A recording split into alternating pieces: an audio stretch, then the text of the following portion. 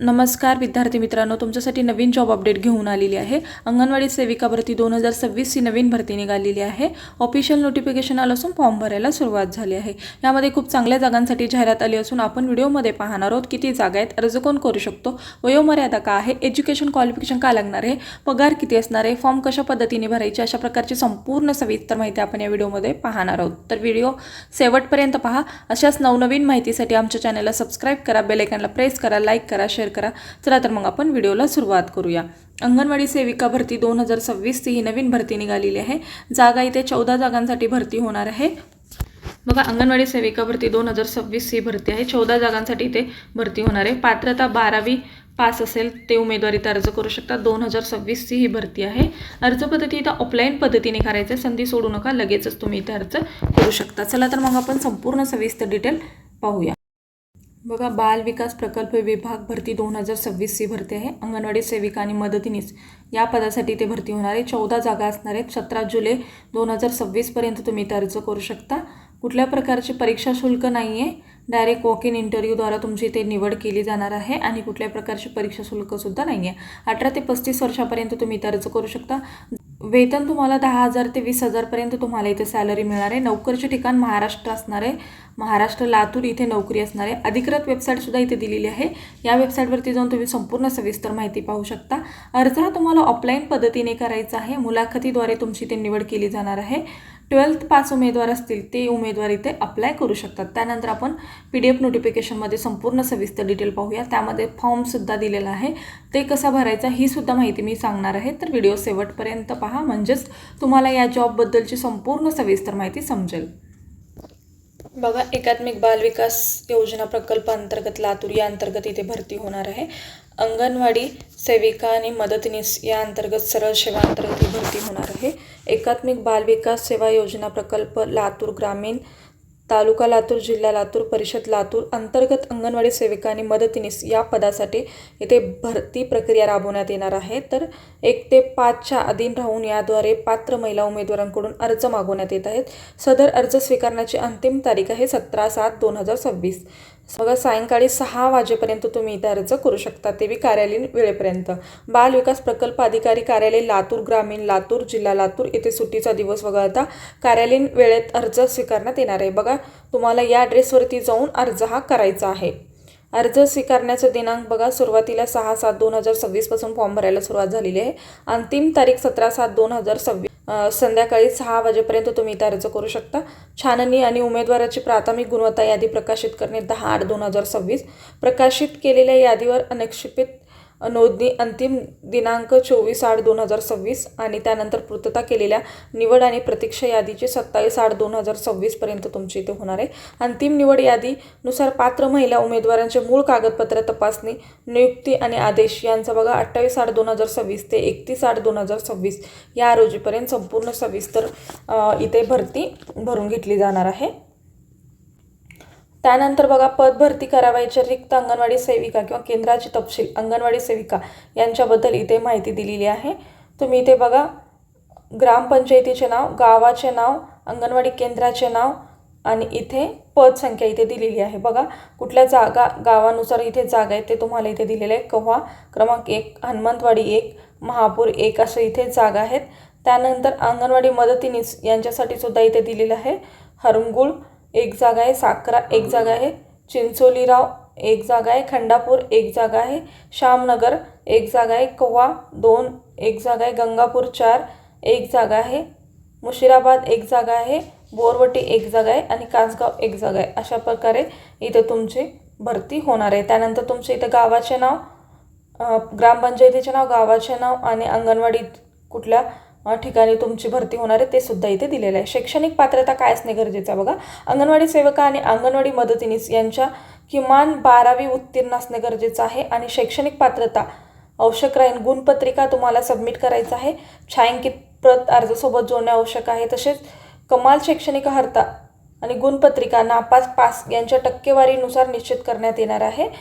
आणि तुम्हाला तुमचे बघा, जे गुणपत्रिकेचे आहे छायांकित प्रती झेरॉक्स यांच्याकडून स्वाक्षरित म्हणजे सिग्नेचर केलेली असावी आणि 12वी पदवी पदव्युत्तर DED BED MSc IT अथवा इतर तुमच्याकडे कुठले डॉक्युमेंट्स असतील ते सुद्धा तुम्ही घेऊन जाऊ शकता आणि तुमच्या या सगळ्या शैक्षणिक डॉक्युमेंट्सवरून तुमची इथे निवड यादी लावली जाणार आहे। वास्तव विभागात तुम्ही ज्या ठिकाणी अप्लाय करणार आहेत त्या ठिकाणचे रहिवासी असणे आवश्यक आहे। अंगणवाडी सेविका अंगणवाडी मदतनीस यासाठी तुम्ही ज्या गावात ग्रामपंचायत आहे नव्हे तर महसुलीचे गाव, वाडी, वस्ती, पाडे यामधील रहिवासी असाल तरी तुम्ही इथे अर्ज करू शकता। स्थानिक रहिवासी याबाबत तहसील यांच्याकडून रहिवासी प्रमाणपत्र असणं गरजेचं आहे किंवा तलाठी ग्रामपंचायत यांच्याकडचे रहिवासी प्रमाणपत्र तुम्हाला इथे लागणार आहे। त्यानंतर स्वयंघोषणापत्रसुद्धा तुम्हाला इथे जोडायचं आहे। त्यानंतर पुरावा म्हणून ओळखपत्र, रॅशन कार्ड, विद्युत बिल इत्यादी सोबत जोडणेसुद्धा गरजेचं आहे। वयाची अट बघा 18 ते 35 वर्षापर्यंत तुम्ही इथे अर्ज करू शकता आणि विधवा उमेदवारांसाठी 40 वर्षापर्यंत इथे सवलत दिलेली आहे। जातीचे प्रमाणपत्र बघा, तुम्हाला जातीचे प्रमाणपत्राबद्दल सुद्धा माहिती दिलेली आहे। उमेदवार अनुसूचित जाती, अनुसूचित जमाती, इतर मागासवर्गीय, विमुक्त जाती, भटक्या जाती, आर्थिकदृष्ट्या दुर्बल घटक, विशेष मागासवर्गीय प्रवर्ग, सामाजिक व शैक्षणिक मागासवर्गमध्ये मोडत असल्यास अधिकारी यांचे जात प्रमाणपत्र आवश्यक आहे। जातीच्या प्रमाणपत्रावर आधारित महिला व बाल विकास यांच्या निर्णयानुसार तुमची इथे गुण देण्यात येणार आहे। बघा, तुम्हाला कास्ट सर्टिफिकेटसुद्धा लागणार आहे। जर तुम्ही मागास अमागास असाल तर त्यासाठी तुमचे इथे कास्ट सर्टिफिकेटसुद्धा लागणार आहे। त्यानंतर बघा, मराठी भाषेचे ज्ञान असणे गरजेचं आहे। इयत्ता 10वी अथवा तुम्ही जर 10वीमध्ये तुम्हाला मराठी विषयसुद्धा असणं गरजेचं आहे असं सुद्धा सांगितलेले आहे। त्यानंतर मराठी भाषा विषयासह उत्तीर्ण असणे आवश्यक आहे। अंगणवाडी केंद्राकरिता अंगणवाडी सेविका आणि मदतनीस नियुक्ती करायची आहे। अशा अंगणवाडीमध्ये 50पेक्षा जास्त मुले मराठी भाषा व्यतिरिक्त भाषा उर्दू, हिंदी, कन्नड, बंजारा इत्यादीपैकी एक भाषा बोलणार असतील तर त्या अंगणवाडी सेविका किंवा मदतनीस यांच्या प्रकार सदर भाषेचे ज्ञान असणे किंवा लिहिता वाचता येणे गरजेचं आहे तर तुमची इथे नियुक्ती करण्यात येणार आहे। उमेदवारांना तरीही 10वी अथवा परिशिष्टमध्ये केलेले शैक्षणिक अर्हतापैकी किमान एक अर्हता गुण किंवा कोणताही जो तुम्ही 10वीमध्ये पास झालेले आहे एक सब्जेक्ट तुमचा मराठी असणे गरजेचं आहे। त्यानंतर लहान कुटुंब प्रतिज्ञापत्रसुद्धा तुम्हाला इथे जोडायचं आहे। त्यानंतर अर्जदाराच्या नावात बदल झाले असेल तर गॅजेट सर्टिफिकेटसुद्धा तुम्हाला इथे लावायचं आहे। त्यानंतर विधवा किंवा अनाथ तरतूद असेल तर त्यांचंसुद्धा पतीचे मृत्यू संपलनपत्र, उमेदवार विधवा म्हणजे महिला जर विधवा असतील त्या संबंध स्वयंघोषणापत्रसुद्धा तुम्हाला इथे लावायचं आहे। आणि त्यानंतर तो प्रतिज्ञापत्र महिला व बालविकास प्रमाणपत्र यातून सुद्धा तुम्ही काढू शकता। अनुभव असेल एकात्मिक बालविकास सेवा योजना प्रकल्प यांच्या अंतर्गत अंगणवाडी सेविका किंवा मिनी अंगणवाडी सेविका, अंगणवाडी मदतनीस म्हणून अनुभव असल्यास सक्षम प्राधिकारी यांच्याकडे जावे आणि खाजगी मान्यता प्रमाणपत्र किंवा खाजगी अनुदान स्थितीचे प्रमाणपत्र घेऊन तुम्हाला त्याच्यासोबत जोडायचं आहे कारण त्याचा सुद्धा तुम्हाला फायदा इथे होणार आहे। सेवा व मानधन बघा तुम्हाला कसं दिले जाणार आहे स्वरूपे असून बघा ही जी सेवा आणि मानधनची ही भरती आहे अंगणवाडी मदतनीस ही पदे मानधनी स्वरूपाची असणार आहेत। बदली मागता येणार नाही बघा, तुम्हाला इथे बदली होणार नाही किंवा निवृत्ती वेतन मिळणार नाही किंवा सेवा तुमचं कायमस्वरूपी राहणार नाही असं तुम्हाला इथे सांगितलेलं आहे। शासन निर्णयानुसार वेळोवेळी बदल होणार आहे।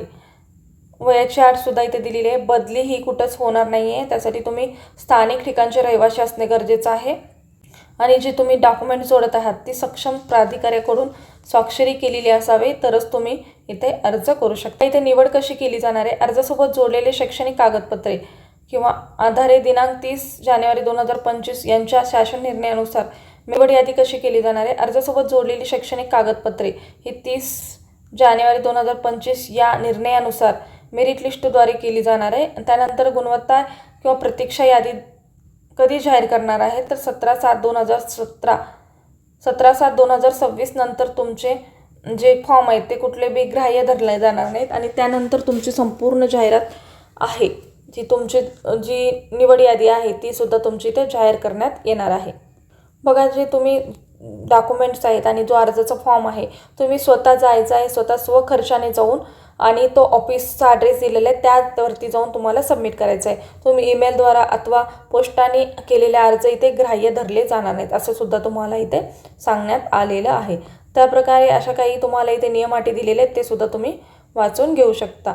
आणि आजचा व्हिडिओ इथेच संपवतो. आजचा व्हिडिओ कसा वाटला कमेंटद्वारे कळवा. अशाच प्रकारचे नवनवीन व्हिडिओ पाहण्यासाठी आमच्या चॅनलला सबस्क्राईब करा, बेल आयकॉनला प्रेस करा, लाईक करा, शेअर करा. धन्यवाद.